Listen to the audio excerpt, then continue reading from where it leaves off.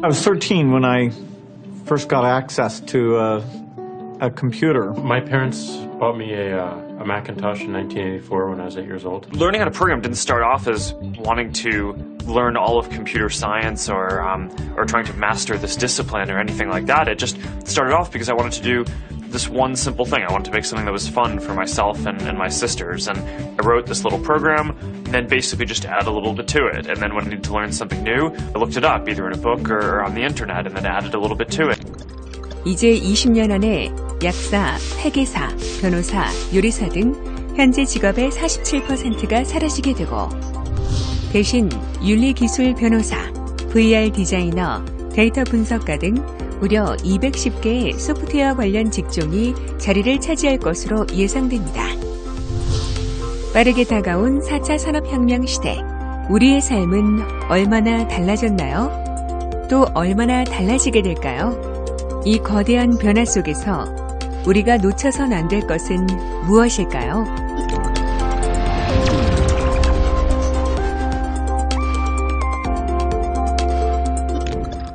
다양한 세대가 로봇과 함께 공존해야 하는 초연결 사회. 이제 우리는 어떤 디지털 시민이 되어야 할까요? 새로운 지능정보 사회, 새로운 공동체 구성원에게 필요한 역량, 디지털 시민성. 로봇 등과 함께하고 공존해야 하는 시대.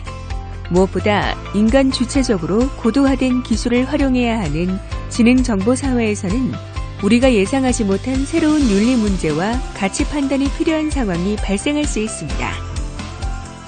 특히 디지털 사이버 공간에서의 소통과 협업 등의 교류 활동은 면대면 이상으로 확대될 것입니다. 그리고 이렇게 복잡해진 공동체에서 바람직한 미래 시민으로 성장할 수 있도록 준비하는 것은 우리 모두의 관심이자 중요한 이슈가 됩니다. 디지털 시민성은 디지털 지능정보 사회가 갖는 특성을 이해하고 구성원으로서 소통하고 협력할 수 있는 디지털 역량, 그리고 개인의 권리와 의무를 실천하고 책임감을 갖는 덕성을 모두 의미합니다.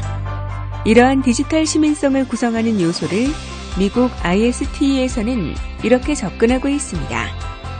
그중 디지털 리터러시는 올바른 정보에 접근하고 비판적으로 수용할 수 있을 뿐만 아니라 바람직하고 긍정적으로 소통, 협업할 수 있는 역량을 의미합니다. 특히 디지털 공간에서의 정보 교류가 얼마나 큰 파급력이 있는지를 이해하고 책임감과 능동적인 태도를 갖춘 시각을 의미합니다. 이를 위해 전 세계는 어떤 노력을 하고 있을까요? 디지털 미디어 교육 선진국들은 초연결 사회의 공동체 구성원들에게 필요한 시민교육을 위해 빠르게 움직이고 있습니다. 핀란드, 에스토니아 등 OECD 교육 선진국은 물론 미국, 영국, 캐나다, 호주 등의 국가에서는 각 교육 환경과 특성에 맞게 체계적인 준비와 접근을 하고 있습니다. 미국 온라인 미디어 교육 사이트입니다.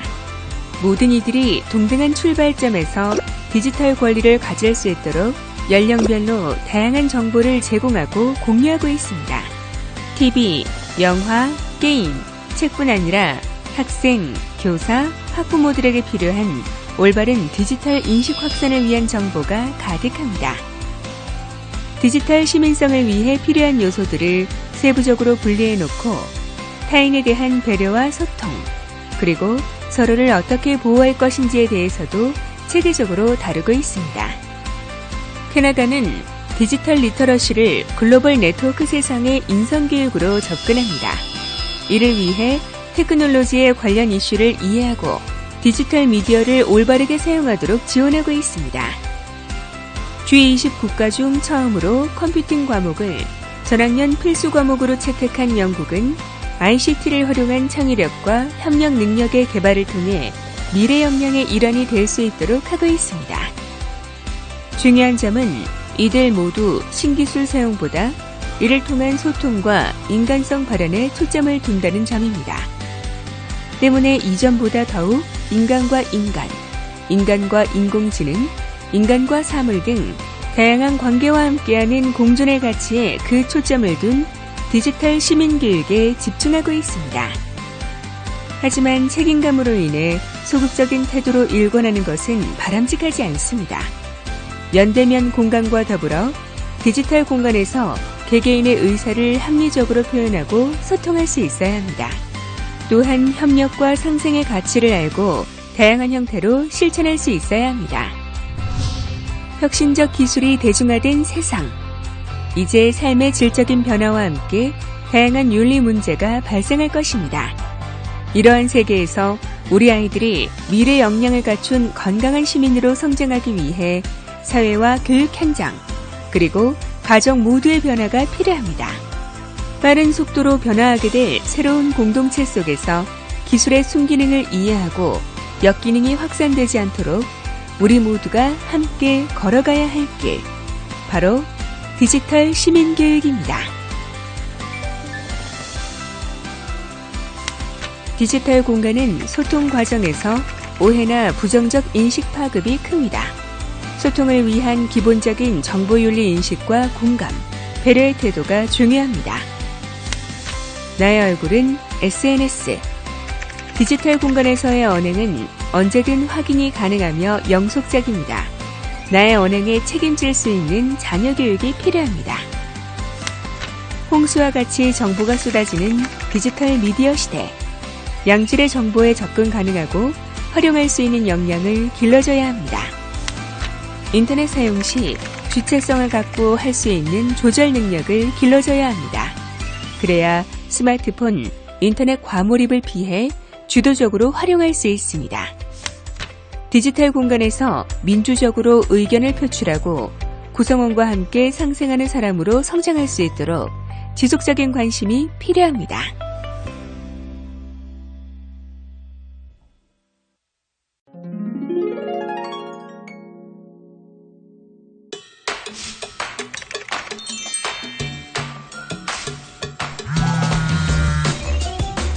대기업에서는 입사 지원자의 인터넷 기록을 검색해 본다고 합니다. 아휴, 큰일이네.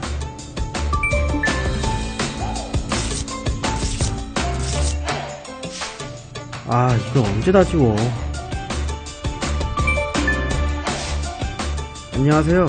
의뢰를 하려고 하는데요.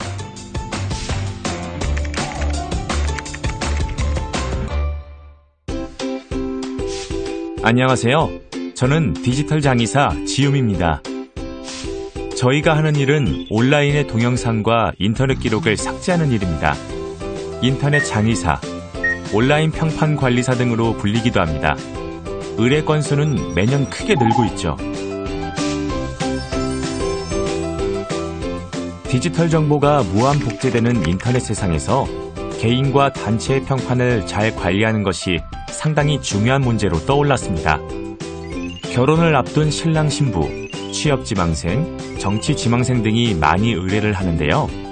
인터넷에 직접 쓴 글, 댓글, 지식인의 글 등을 삭제해달라는 요청도 있고 카페에 가입해서 활동했던 기록들을 지워달라는 분들도 있죠.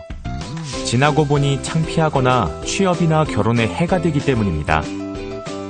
정치가나 연예인들, 그리고 기업의 경우 악성 댓글이나 불리한 인터넷 정보들을 찾아서 지우거나 다른 댓글들로 묻어버리기도 합니다.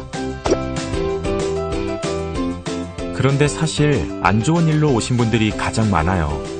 본인이 원하지 않는 이미지나 몰래카메라, 합성사진 등이 유출돼 퍼진 경우죠.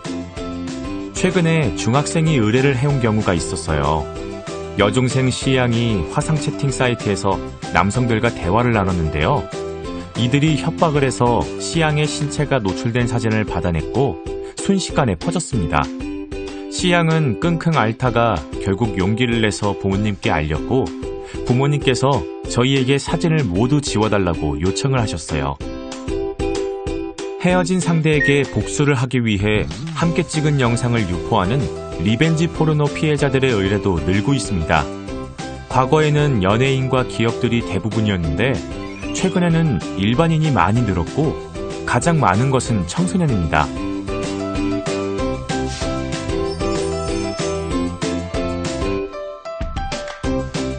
아닙니다. 고객이 원하는 모든 정보를 다 삭제할 수는 없어요. 개인정보나 사생활을 침해했다고 판단될 경우에만 삭제가 가능합니다. 동영상의 경우 자신이나 타인의 개인정보가 포함되어 있어야 삭제가 가능합니다. 포탈이 삭제하지 않는 경우에는 재판을 통해 삭제를 하기도 하죠. 저희는 의뢰인에 대한 비방 등 명예훼손 기록에 대한 법률 지원을 대행하기도 합니다. 사이버상에서 우리가 무심코 하는 행위 중에 명예훼손과 모욕이 있는데요. 타인의 평판을 부당하게 깎아내리거나 왜곡하는 일은 비도덕적인 일일 뿐만 아니라 형사범죄로 취급될 수 있어 주의해야 합니다. 이때 정보가 진실이든 아니든 상관없이 그로 인한 피해 정도가 객관적으로 입증 가능하다면 범죄가 성립됩니다. 게다가 사이버 명예훼손은 일반 명예훼손보다 더 위중한 처벌을 받게 됩니다. 디지털 정보에 의한 명예훼손이 빨리 넓게 퍼지고 탈맥락화되기 쉬우며 피해가 영구히 남아 재생산되기 쉽기 때문입니다. 인터넷상에서 행한 모든 말과 행동에는 디지털 흔적, 즉 발자국이 남습니다. 때문에 우리 자녀가 자신의 개인정보를 지키고 남의 정보를 옮기고 저장하는 모든 일에 민감한 의식을 갖는 것은 매우 중요합니다.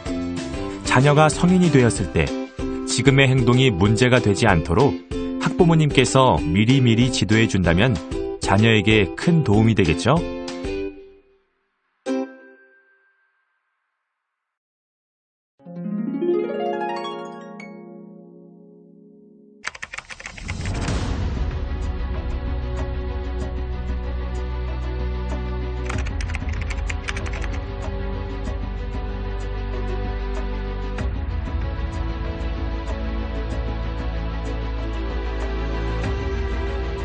(24시간) 계속되는 학교폭력의 진화, 사이버불링. 여기 자신도 모르는 사이 사이버불링의 가해자가 된 친구와 피해자가 된 친구가 있습니다.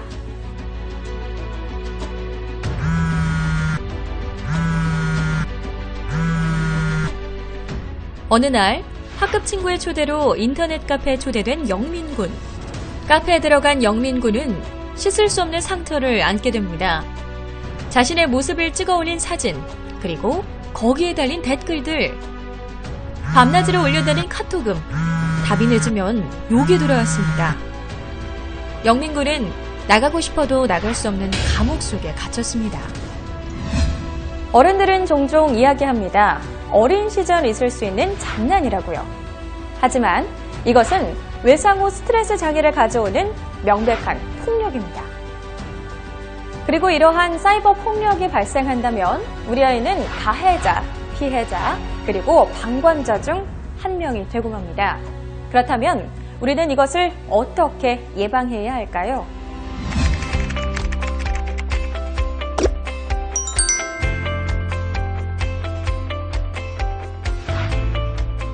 우선 글을 쓸 때는 3번 이상 생각하고 신중하게 써야 함을 자녀에게 인지시켜주는 것이 중요합니다.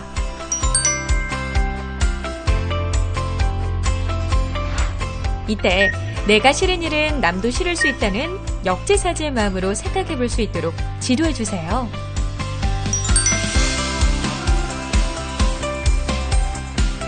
하지만 사이버 불링에 관한 정보를 아이에게 너무 많이 노출하면 아이는 오히려 해도 되는 일이라고 생각할 수 있기 때문에 이 점을 주의하는 게 좋습니다.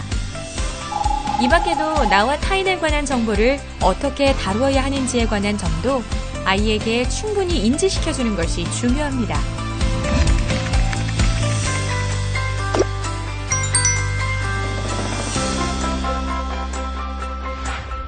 아이가 사이버불링의 피해자가 되지 않기 위해서는 싫다는 의사표현을 분명하게 하는 것이 중요합니다.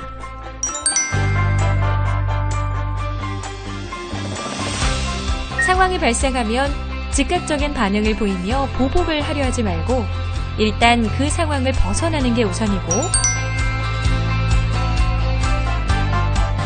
관련된 증거 확보를 철저히 해두도록 알려주세요.